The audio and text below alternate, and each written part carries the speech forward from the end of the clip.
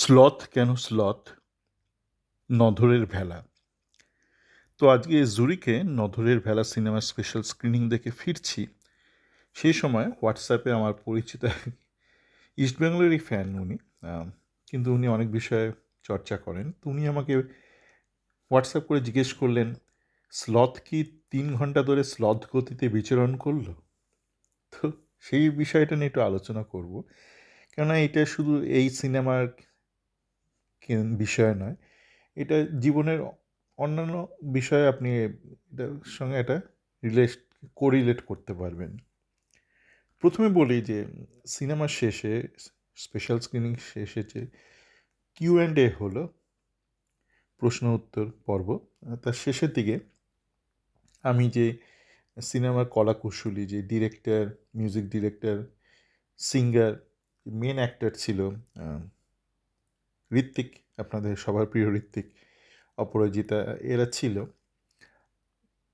ওই ইন্টারাক্টিভ সেশনে। তো এদেরকে আমি বললাম, অমিত যে স্লথের চরিত্র অভিনয় করেছে, তো এদের আমি বললাম যে সিনেমা যেরকমই হোক না কেন, একটা বিষয় এদের একটা প্রশংসা প্রাপ্য, একটা হাততালি প্রাপ্য, সেটা হচ্ছে যে বিগত বেশ বহু বছর ধরে বা দশক ধরে আমি বাংলাতে কোনো বেশ সবল বা সেটা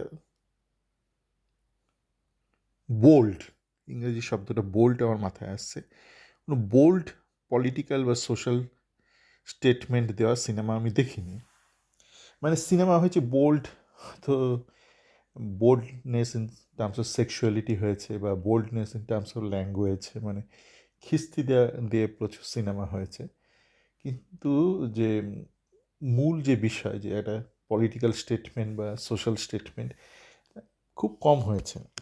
তো সেই দিক দিয়ে নধরের ভেলা সিনেমাটা কিন্তু একটা বোল্ড, একটা মেটাফর, একটা সোশ্যাল পলিটিক্যাল মেটাফর। এবার আসা যাক, স্লথ কেন স্লথ? হ্যাঁ, এটা একটা প্রশ্ন। একজন প্রশ্ন করলেন, মানে দর্শক ডিরেক্টরকে, যে স্লথ কেন স্লথ, মানে এই ভাষাতে নয় যে আপনি শুরুর দিকে সার্কাসের সিনগুলো এত দীর্ঘায়িত কেন করলেন, আপনি তো নিজেও এডিটার, আপনার কি হাত নিষ্পিস করছিল না, মানে কাঁচিটা নিষ্পিস করছিল না? তো উনি একটা উত্তর দিলেন, কিন্তু দেখুন, আহ, আমার একটা এই নিয়ে একটা ভিন্ন মতামত আছে, যেটা হলো যে দিনের শেষে এই সিনেমাটা কিন্তু স্লথকে নিয়ে নয়। আমি জানি না গল্পটা লিখেছে কে, কিন্তু যিনি লিখেছেন, এখানে কিন্তু একটা রূপক স্লথ। স্লথ মানে স্লথ গতি, যে একটা প্রাণীও আছে তার নাম স্লথ। দেখে নেবেন, খুব সম্ভবত এটা বোধহয় অস্ট্রেলিয়ার প্রাণী বোধহয়, আমি ভুলও হতে পারি। মানে খুব ধীর গতিতে সে চলে, এবং বাংলাতেও তার একটা শব্দ আছে স্লথ, স্লথ গতি, এবং প্রাণীটার নামও স্লথ। এবং এখানে সিনেমাতেও স্লথের মানে উল্লেখ রয়েছে বারবার, যে নধর মানে খুব ধীর গতিতে সে চলে, একটা নিউরোটিক কোনো একটা ডিসঅর্ডার আছে তার। তো এখানে স্লথ হচ্ছে যে সমাজের অপ্রেসড ক্লাস, সে নীরব, তাকে দমিয়ে রাখা হয়, তাকে লাথি মারা হয়, কিল চড়থাপ্পড় মারা হয়, সে চুপ থাকে। স্লথও সেই কাজই করে, কিন্তু শেষে স্লথ বিপ্লব করে, ব্যক্তিগত স্তরে সেই বিপ্লব। সে তাকে যে অত্যাচার করতো, সার্কাসের ম্যানেজার ঋত্বিক করেছে সেই চরিত্র অভিনয়, খুব ভালো পোড় খাওয়া ছেলে, তাকেও আক্রমণ করে, কামড় দিয়ে তাকে মেরে ফেলে, তার নিধন করে। তো এইটা একটা রূপক।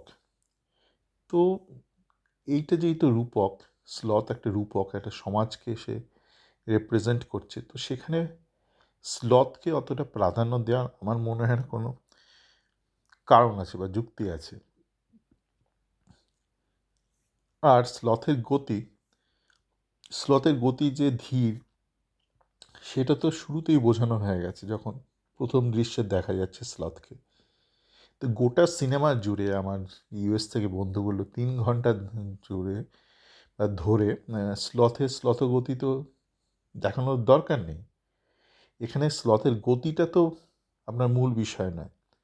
মূল বিষয় হলো sloth represents that oppressed society which is motionless, emotionless, powerless, speechless till the point it explodes. তো এখানে স্লথ গতি এইটা নিয়ে আমার মনে হয় না এতক্ষণ ধরে 3 ঘন্টা ধরে সে বোঝানোর দরকার ছিল।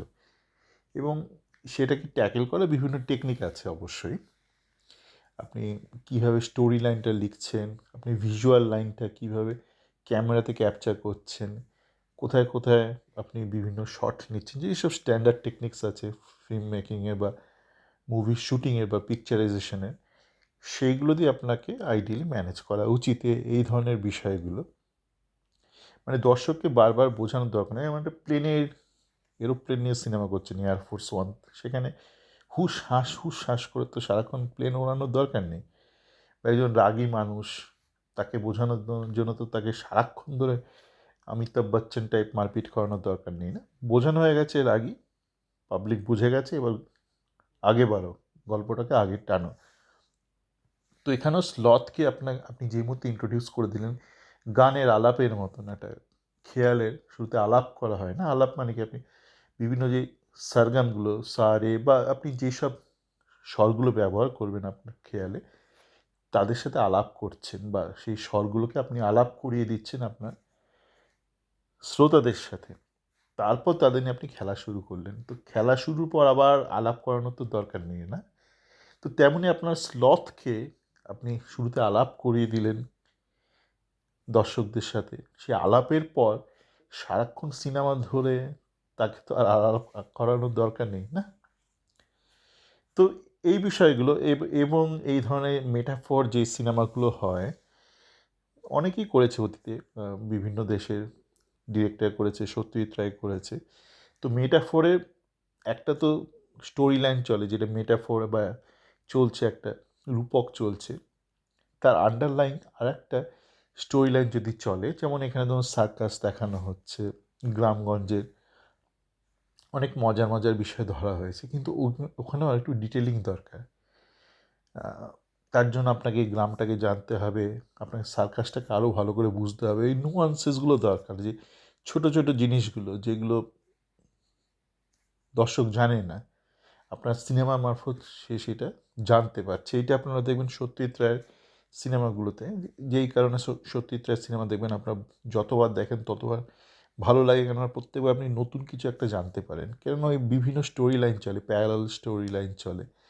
একদিকে এখানে যেমন স্লথকে রিপ্রেজেন্ট করা হচ্ছে, একটা অপ্রেসড ক্লাসকে, ডিম ছোড়াছড়ি আছে, টমেটোর ছোড়াছড়ি, স্লথকে মারা হচ্ছে, ডিম ছোড়া হচ্ছে, ডিম বিক্রি করা হচ্ছে পাবলিককে, সেই পচা ডিম, পচা আলু, পচা টমেটো স্লথকে মারা হচ্ছে, পাবলিক আনন্দ করছে, উচ্ছ্বাস প্রকাশ করছে। তো এটাই, এখানে যদি আরেকটু ডিটেলিং থাকতো, টমেটোর দাম কীরকম হচ্ছে, বাড়ছে কমছে, বা এরকম প্রচুর অনেক মজার মজার বিষয় আছে, যেখানে আরেকটু ডিটেলিং যদি আপনি ধরিয়ে দেন, তো আপনার শ্রোতা কিন্তু বিভিন্ন লেয়ারের মজাটা পায়। ওই যে ক্লাব স্যান্ডউইচে দেখবেন বিভিন্ন লেয়ার থাকে না, একটা শসার লেয়ার থাকে, একটা চিজের লেয়ার থাকে, একটা চিকেনের লেয়ার থাকে। সেরকম আপনার স্ক্রিপ্টেও যদি একটু ক্লাব স্যান্ডউইচ টাইপ হয়, তখন একটু মজাটা একটু বেশি আসে। তার সাথে সাথে আপনার যে বার্তা, social message through the social allegory, metaphor বা পলিটিক্যাল মেটাফর, সেটাও পৌঁছে যায়। আসলে ভালো থাকবেন।